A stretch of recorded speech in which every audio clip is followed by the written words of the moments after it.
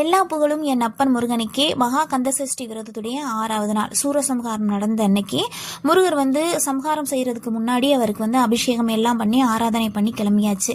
சம்ஹாரத்தில் பார்த்தீங்கன்னா ஒரே அசுரர் ஒரே ஆட்டம் சொல்லுவாங்கல்ல, ரொம்ப ஆடக்கூடாது அடங்குவான், அது மாதிரி ரொம்ப ஆடினாரு. அதுக்கப்புறம் முருகர் சம்ஹாரம் செஞ்சுட்டாரு. இன்னைக்கு பார்த்தீங்கன்னா இங்கே இந்த கோயிலில் பார்த்தீங்கன்னா 4 முகங்களை முருகர் சம்ஹாரம் செஞ்சாரு.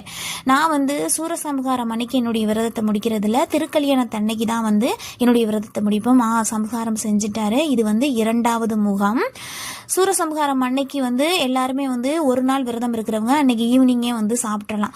நான் இன்னைக்கு வெறும் இளநீ மட்டும் தான் எடுத்துப்பேன். தயிர் சாதம் வடை பொங்கல்லாம் வைக்கணும்னு தான் ஆசைப்பட்டேன். ஆனால் நான் வீட்டுக்கு வரும்போது 11 மணி கோயிலிருந்து வரும்போது, அதனால ரொம்ப எளிமையான முறையிலேயே சூரசம்ஹாரத்தை நல்லபடியாக முடிச்சுட்டு, அதாவது இளநியோடு என்னுடைய விரதத்தை நிறைவு செஞ்சுட்டேன். நாளைக்கு திருக்கல்யாணத்தில்